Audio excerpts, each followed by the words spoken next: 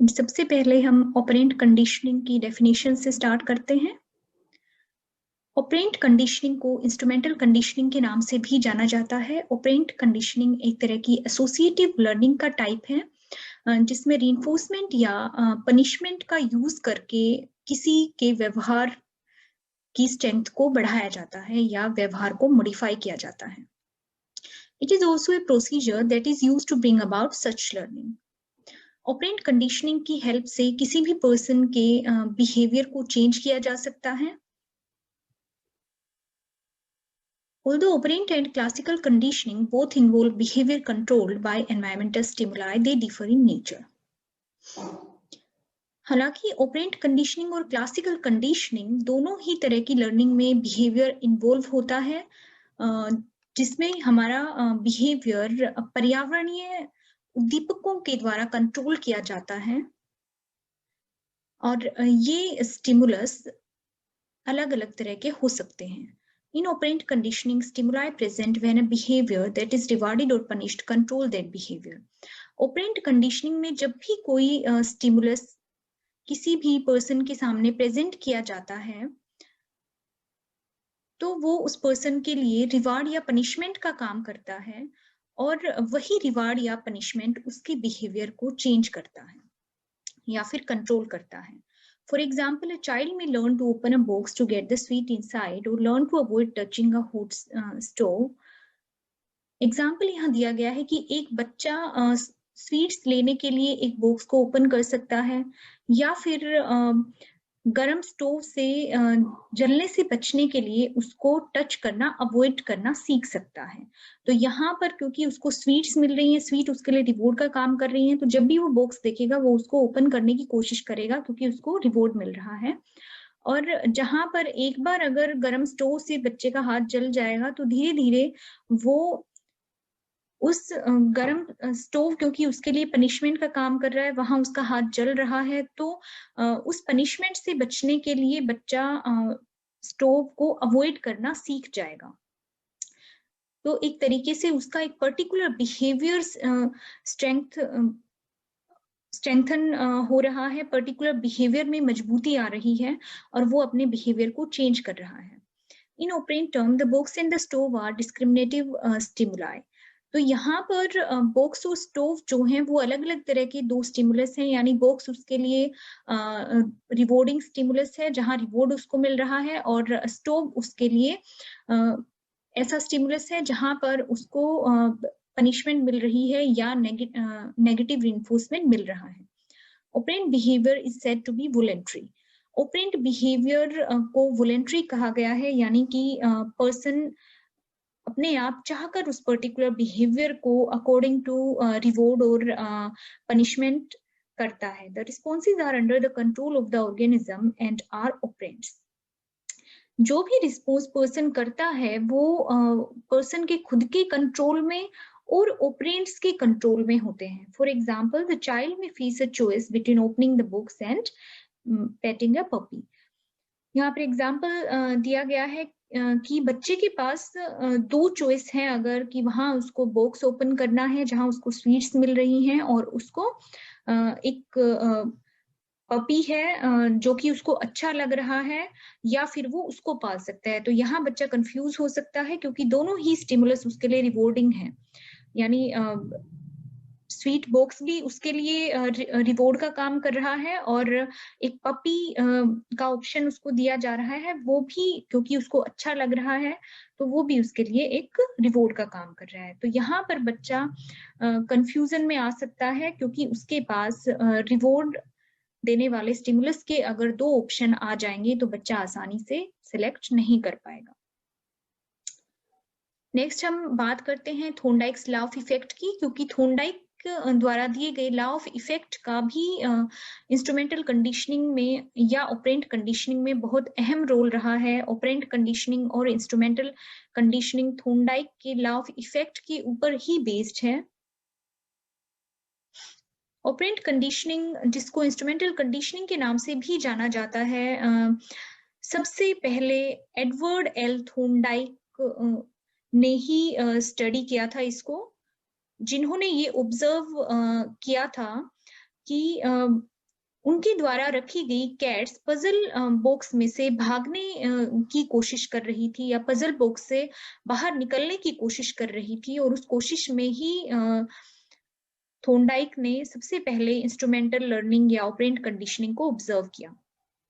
A cat could escape from the box by a simple response such as pulling a cord or pushing a pole, but when first constrained, the cat took a long time to get out. तो यहाँ Thorndike ने देखा कि जिस puzzle box में बिल्ली को रखा गया था, उस पजल बॉक्स में एक सिंपल रिस्पॉन्स करके बिल्ली बाहर निकल सकती थी, जिसमें कि एक कोड को पुल करना था या फिर एक पोल को पुश करना था, यानी लीवर को दबाना था, और उस लीवर को या पोल को पुश करके बिल्ली आसानी से बाहर निकल सकती थी। लेकिन स्टार्टिंग में फर्स्ट ट्रायल जब लिया गया तो उसमें बिल्ली को उस पजल बॉक्स से बाहर निकलने में काफी ज्यादा समय लगा। With repeated trial, ineffective responses occurred less frequently and successful responses occurred more frequently. So the cats escaped more and more quickly. अब यहाँ पर जैसे जैसे ट्रायल बढ़ते गए, जैसे जैसे टाइम बढ़ता गया, वैसे वैसे कम समय लगने लगा बिल्ली को बाहर निकलने में, एरर्स कम होते गए, और बिल्ली सक्सेसफुल रिस्पॉन्सेस बहुत ज्यादा जल्दी करने लग गई। यानी एक टाइम आने पर बिल्ली को ये पता लग गया कि इस पोल को पुश करने पर या इस कोड को पुल करने पर या लीवर दबाने पर मैं बाहर निकल सकती हूँ। तो बिल्ली सीधा डायरेक्ट वहां पर कोड पुल करती है या लीवर दबाती है और बाहर निकल जाती है। Thorndike generalized this finding in his laugh effect, which stated that behavior followed by satisfying consequences tend to be repeated. तो थॉर्नडाइक ने इस फाइंडिंग को अपने लाफ इफेक्ट में जनरलाइज किया, और लाफ इफेक्ट में थॉर्नडाइक ने ये बताया कि जो बिहेवियर सेटिस्फाइंग होते हैं या जिन बिहेवियर से हमें रिवॉर्ड मिलता है, उस बिहेवियर को हम बार बार रिपीट करते हैं, and those that produce unpleasant consequences are less likely to be repeated. वही जो बिहेवियर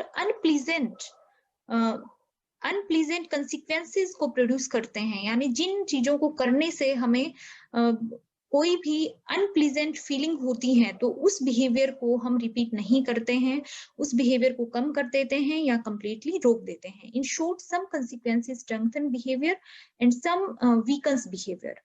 तो हम ये कह सकते हैं कि कुछ एक रिस्पॉन्स ऐसे हैं जो कि कुछ एक कंसिक्वेंसेस ऐसी हैं जो हमारे बिहेवियर को मजबूत करती हैं, वहीं कुछ कंसिक्वेंसेस ऐसी हैं जो हमारे बिहेवियर को कमजोर करती हैं।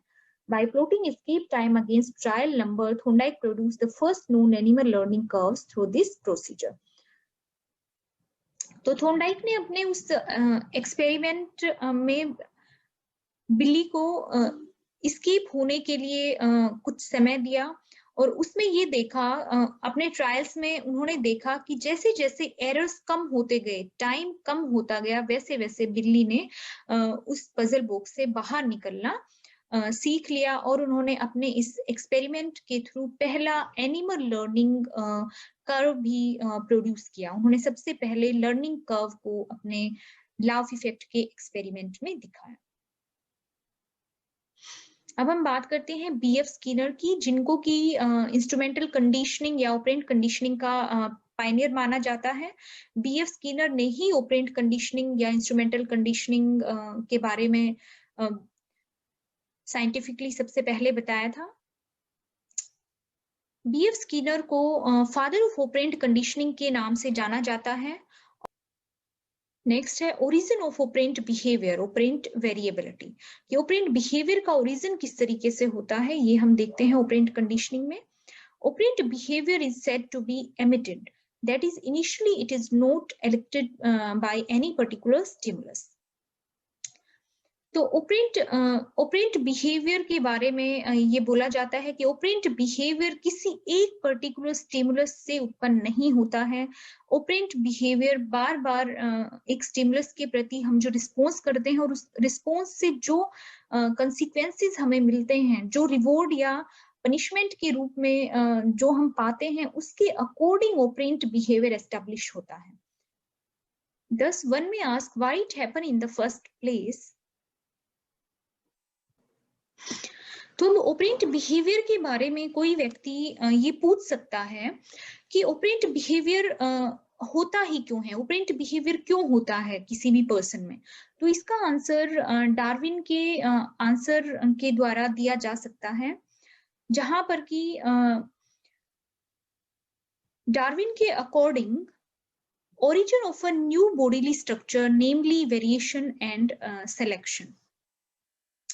तो यहाँ पर डार्विन के अकॉर्डिंग किसी भी चीज का ओरिजिन एक नए बॉडी स्ट्रक्चर में होता है हमेशा, उसके नाम में वेरिएशन होते हैं, उसके सिलेक्शन में वेरिएशन होते हैं। तो हर एक नई चीज जिसका भी ओरिजिन होता है वो अपने आप में अलग होती है काफी। उसी तरीके से हर एक बिहेवियर, जो भी बिहेवियर कोई भी ह्यूमन या एनिमल करता है तो वो अपने आप में अलग होता है। इंडिविजुअल टू इंडिविजुअल वेरी करता है behaviour, moment to moment vary करता है। एक पर्टिकुलर मोमेंट में अलग बिहेवियर हो सकता है, दूसरे मोमेंट में सेम इंडिविजुअल का अलग बिहेवियर हो सकता है। वहीं हर एक बिहेवियर में कुछ एक स्पेसिफिक मोशन भी इन्वॉल्व होते हैं। फोर्स जो अप्लाई करी जाती है उस बिहेवियर में, उसकी मात्रा अलग होती है, और हर एक टाइम पर किया जाने वाला रिस्पॉन्स भी अलग होता है। तो हम ये कह सकते हैं कि ऑपरेंट बिहेवियर अलग अलग सिचुएशन, टाइम या स्टिमुलस के ऊपर डिपेंड करता है, और रिवार्ड या पनिशमेंट के ऊपर डिपेंड करता है कि किस तरीके का ऑपरेंट बिहेवियर कोई भी सब्जेक्ट, ह्यूमन या एनिमल शो करेगा। Variation that lead to reinforcement are strengthened, and if reinforcement is consistent, the behavior tend to remain stable. अब जिस तरीके की reinforcement मिलती है किसी भी पर्सन को, उस reinforcement की वेरिएशन हमारे बिहेवियर को मजबूत करती हैं। अगर वहां रिवॉर्ड मिल रहा है पर्सन को तो उसका अलग तरह का बिहेवियर मजबूत होगा। अगर वहां पर पनिशमेंट मिल रही है या नेगेटिव रिइंफोर्समेंट मिल रहा है पर्सन को, तो वहां पर एक अलग तरह का बिहेवियर मजबूत होगा, और वो पर्टिकुलर बिहेवियर एक टाइम पर जाकर स्थायी हो जाएगा उस पर्टिकुलर स्टिमुलस के लिए। However, behavioral variability can itself be altered through the manipulation of certain variable. हालांकि यहाँ कहा जा रहा है कि उस स्टिमुलस में थोड़ा बहुत चेंज करके या सिचुएशन में चेंज करके बिहेवियर को भी चेंज किया जा सकता है। यानी कि जो एक पर्टिकुलर बिहेवियर मजबूत हो गया है, अगर स्टिमुलस में चेंज कर दिया जाए तो उस बिहेवियर को भी चेंज किया जा सकता है। नेक्स्ट है मॉडिफाइंग ऑपरेंट बिहेवियर।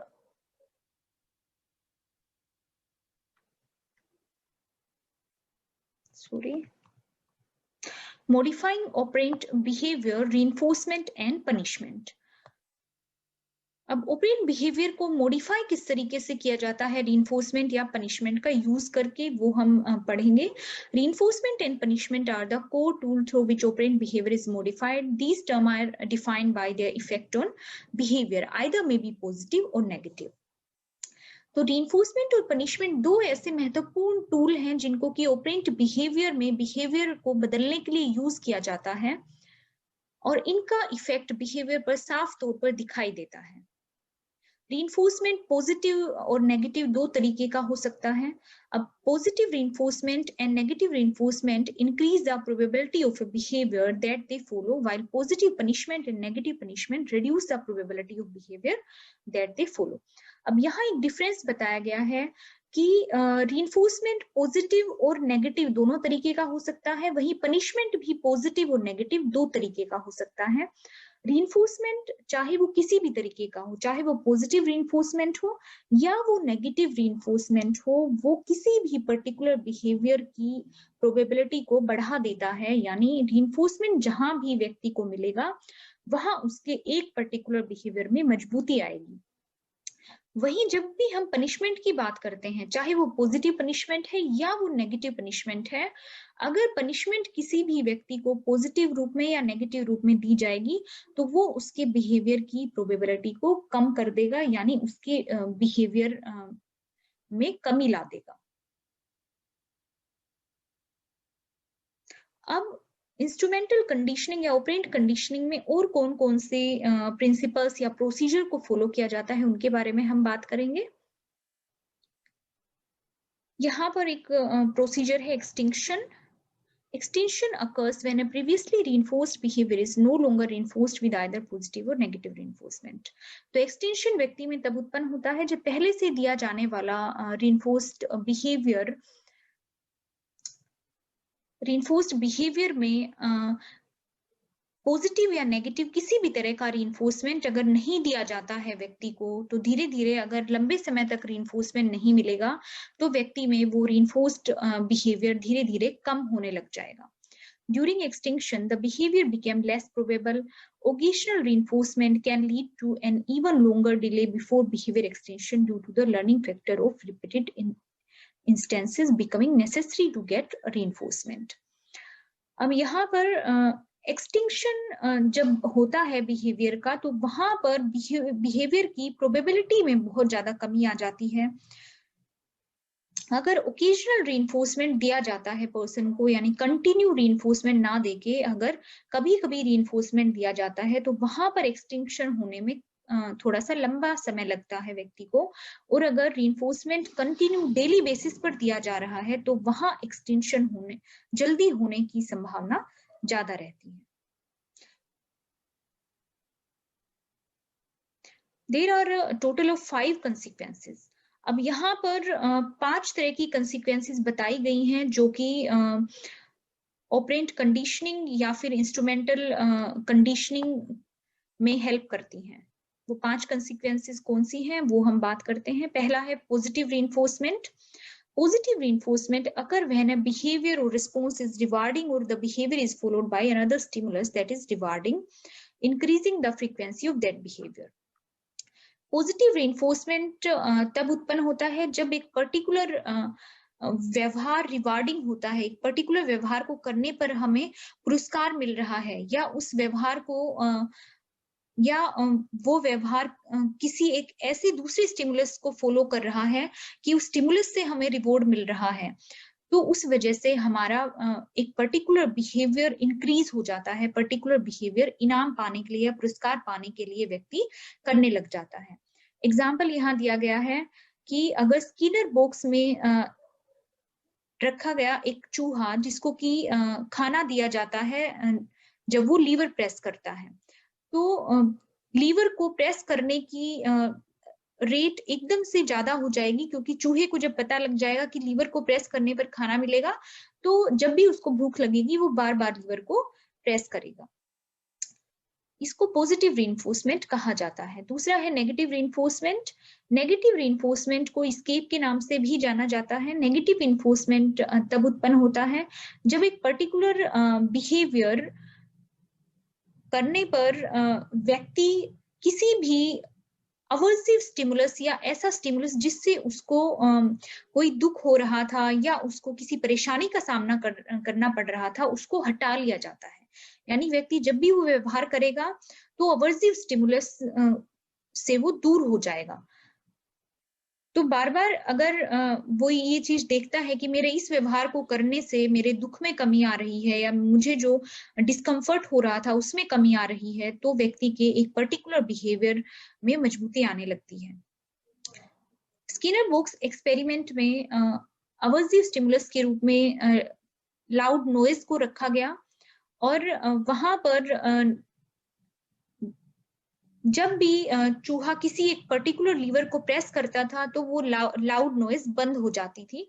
तो बार बार ट्रायल करने पर ये देखा गया कि चूहे को जब बार बार ट्रायल देने पर ये पता लग गया कि इस लीवर को प्रेस करने से लाउड नॉइज बंद हो जाएगी, तो चूहा डायरेक्ट जाकर उस लीवर को दबा देता था, और जो लाउड नॉइज उसको परेशान कर रही थी उसको उससे दूर होने के लिए या उससे एस्केप करने के लिए चूहे ने उस लीवर को दबाना सीख लिया. तो ये नेगेटिव रीइंफोर्समेंट का एग्जाम्पल है.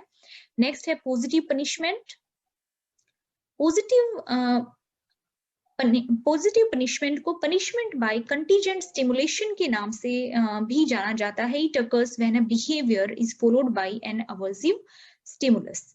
तो पॉजिटिव पनिशमेंट में कोई एक व्यवहार करने पर अवर्सिव स्टिमुलस मिलता है पर्सन को.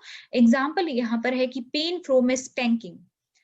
which would often result in a decrease in that behavior. Example के रूप में यहाँ है कि छड़ी से मारना किसी भी व्यक्ति को या बच्चे को, तो किसी एक पर्टिकुलर बिहेवियर को कम करने के लिए या बंद करवाने के लिए कई बार बच्चे को छड़ी से मारा जाता है। तो वहां पर उस मार से, क्योंकि उसको दर्द हो रहा है, पेन हो रहा है, उसको एक अवर्सिव स्टिमुलस मिल रहा है उसको, तो उससे बचने के लिए बच्चा उस पर्टिकुलर बिहेवियर को करना कम कर देगा, जिसकी वजह से उसे मार पड़ी थी। Positive punishment is a confusing term, so the procedure is usually referred to as punishment. तो यहाँ पर नॉर्मली पॉजिटिव पनिशमेंट के लिए ही पनिशमेंट वर्ड का यूज किया जाता है। नेक्स्ट है नेगेटिव पनिशमेंट। नेगेटिव पनिशमेंट को पेनल्टी भी हम कह सकते हैं, also called punishment by contingent withdrawal. तो नेगेटिव पनिशमेंट को कंटीजेंट विड्रॉल के थ्रू पनिशमेंट देना भी कहा जाता है।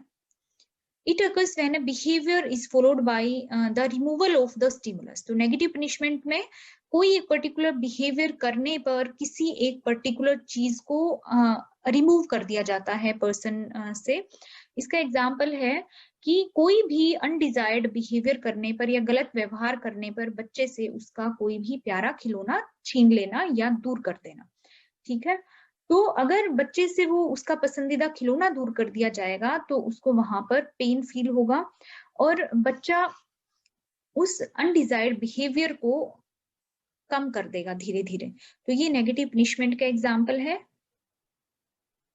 एंड फिफ्थ है एक्सटिंक्शन। एक्सटिंक्शन के बारे में हम अभी बात कर चुके हैं। एक्सटिंक्शन तब उत्पन्न होता है जब एक बिहेवियर जो पहले से ही मजबूत हो चुका है किसी पर्टिकुलर रीइंफोर्समेंट की वजह से, और उस पर्टिकुलर बिहेवियर को करने पर अगर किसी भी व्यक्ति को लंबे समय तक रीइंफोर्समेंट ना दी जाए तो धीरे धीरे उस बिहेवियर में हुई मजबूती कम होने लग जाती है। इसका एग्जाम्पल है कि एक चूहे को पहले लीवर दबाने पर खाना दिया गया कई बार, और बाद में जब चूहे ने लीवर को दबाना सीख लिया तो अगर कुछ ट्रायल्स में उसको थोड़े समय तक लीवर दबाने पर खाना ना दिया जाए तो चूहा धीरे धीरे लीवर को दबाना कम कर देगा या फिर बंद कर सकता है। नेक्स्ट है शेड्यूल्स ऑफ रीइंफोर्समेंट। रीइंफोर्समेंट की शेड्यूल कौन कौन से होते हैं उनकी हम बात करेंगे। तो मेनली रीइंफोर्समेंट के जो शेड्यूल बताए गए हैं वो है fixed interval schedule, variable interval schedule, fixed ratio schedule, variable ratio schedule and continuous reinforcement. तो 5 तरह के यहाँ पर रीइंफोर्समेंट के शेड्यूल बताए गए हैं। Schedule of reinforcement are rules that control the delivery of reinforcement. Reinforcement के शेड्यूल के माध्यम से रीइंफोर्समेंट किस समय पर देना है उस चीज को कंट्रोल किया जाता है। The rules specify either the time that reinforcement is to be made available or the number of responses to be made or both. तो यहाँ पर हर एक शेड्यूल के लिए अलग रूल हैं, अलग नंबर ऑफ रिस्पॉन्सेज करने पड़ते हैं पर्सन को, उसके बाद ही उसको रीइंफोर्समेंट मिलता है। Many rules are possible, but the following are the most basic and commonly used. अब यहाँ पर बहुत सारे रूल हो सकते हैं, लेकिन नीचे दिए गए कुछ बेसिक और कॉमनली यूज्ड रूल्स हैं जो कि शेड्यूल्स में अलग अलग यूज। अब यहाँ फिक्स्ड इंटरवल शेड्यूल है। फिक्स्ड इंटरवल शेड्यूल रीइंफोर्समेंट का ऐसा शेड्यूल है जिसमें कि एक फिक्स टाइम इंटरवल के बाद व्यक्ति को रीइंफोर्समेंट दिया जाता है, यानी कि फर्स्ट रिस्पॉन्स करने के बाद उसको रीइंफोर्समेंट दिया गया, उसके बाद एक फिक्स पर्टिकुलर टाइम के बाद ही उसको रीइंफोर्समेंट दिया जाएगा। तो ये एक तरीके से ब्रेक रन पैटर्न के जैसा ही है, जिसमें कि व्यक्ति को एक रीइंफोर्समेंट मिलने के बाद वो व्यक्ति पॉज ले सकता है, क्योंकि उसको एक फिक्स टाइम के बाद ही रीइंफोर्समेंट मिलेगा, और जब उसके रीइंफोर्समेंट मिलने का टाइम होगा तो वो बहुत तेजी के साथ अपना काम करेगा, जहां उसको एक फिक्स टाइम के बाद दूसरी बार रीइंफोर्समेंट मिल जाएगा। इसका एग्जाम्पल हो सकता है कि किसी एक पर्सन को 1 वीक के बाद या फिर 10 दिन के बाद रीइंफोर्समेंट दिया जाना है, यानी कि हर 10वें दिन उसको रीइंफोर्समेंट दिया जा रहा है काम करने पर।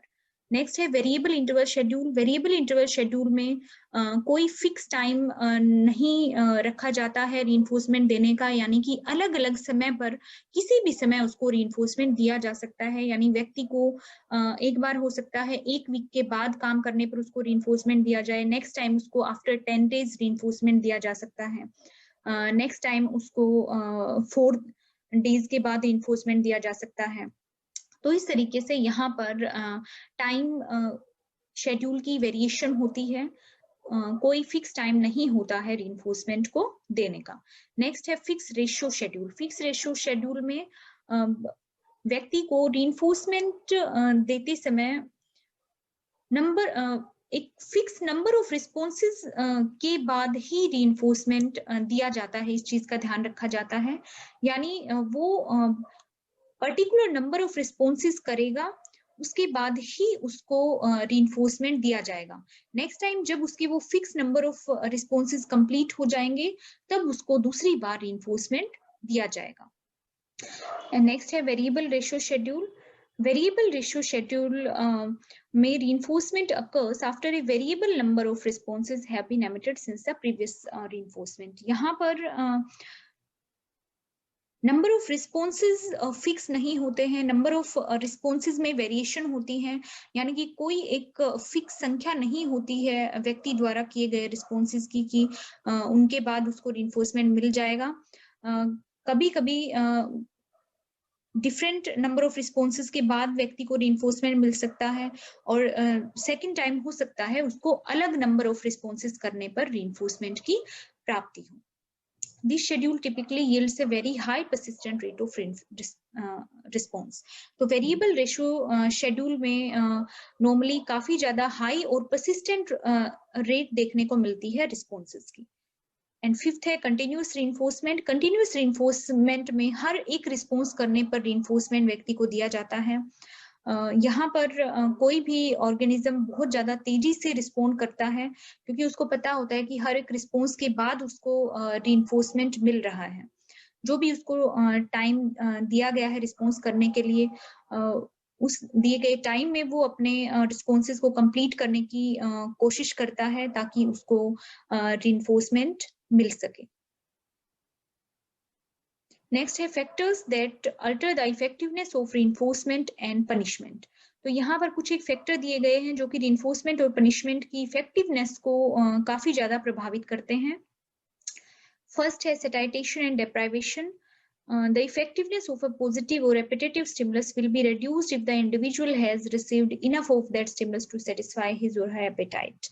तो यहाँ पर अगर पर्सन पहले से ही संतृप्त होगा, पहले से ही अगर सैटिस्फैक्शन होगा पर्सन में, तो उसके लिए पॉजिटिव रीइंफोर्समेंट उतना ज्यादा इफेक्टिव नहीं होगा और वो रिस्पॉन्सेज उतनी इफेक्टिवली नहीं देगा।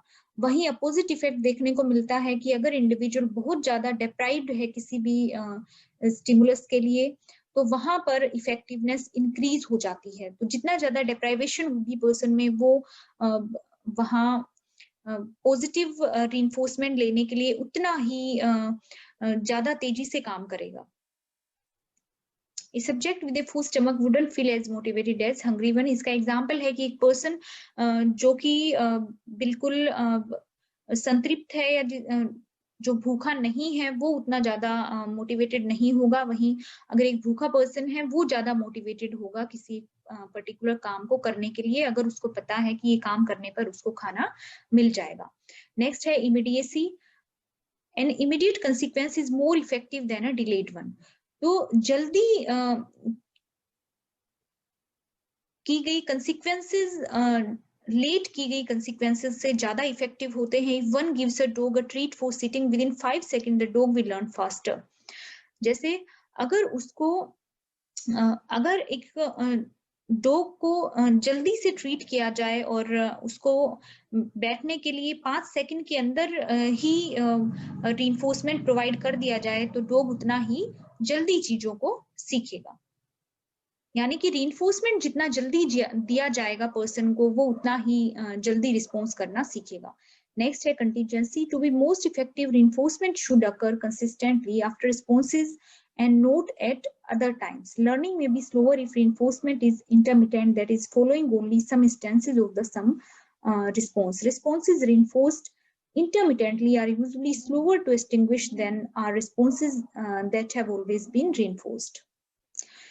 अगर व्यक्ति को रिस्पॉन्स करते ही इमीडिएटली रीइंफोर्समेंट प्रोवाइड करवाया जाएगा तो व्यक्ति जल्दी अपने बिहेवियर में मजबूती लाएगा या किसी पर्टिकुलर बिहेवियर को करना सीखेगा। वहीं अगर उसके पर्टिकुलर रिस्पॉन्स करने के बाद काफी लंबे समय तक उसको वहां रीइंफोर्समेंट नहीं दिया जा रहा है तो उसका रिस्पॉन्स धीरे धीरे स्लो हो सकता है या ये भी पॉसिबल है कि पर्सन उस रिस्पॉन्स को करना बंद कर दे।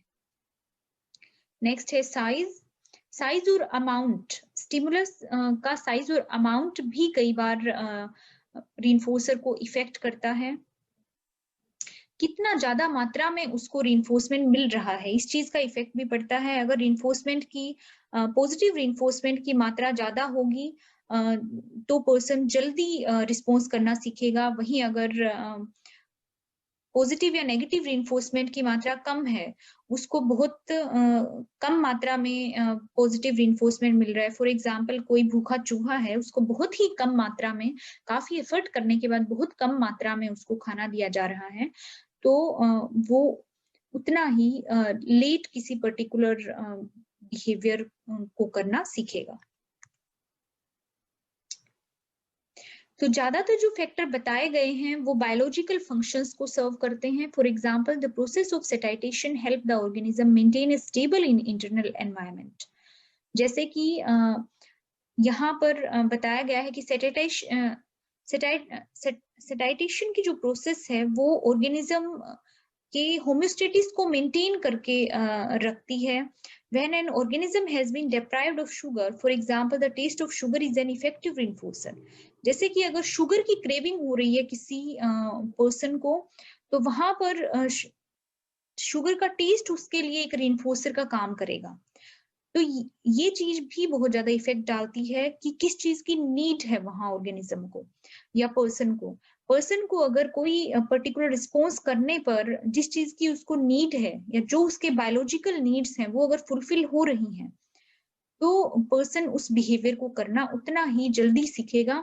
और अगर उसकी नीड फुलफिल नहीं हो रही है उस बिहेवियर को करने पर तो पर्सन बिहेवियर को करना नहीं सीखेगा या उसमें ऑपरेंट कंडीशनिंग या इंस्ट्रूमेंटल कंडीशनिंग डेवलप नहीं हो पाएगी। And now here are the MCQs. First MCQ, classical conditioning किस व्यक्ति के काम पर बेस्ड है? ऑप्शंस हैं Freud, Bandura, Pavlov, none of these. Next MCQ है लॉ ऑफ इफेक्ट का कंसेप्ट किसने दिया? फर्स्ट ऑप्शन है Skinner, second Thorndike, third option Pavlov and fourth है बेंडूरा। नीचे दिए गए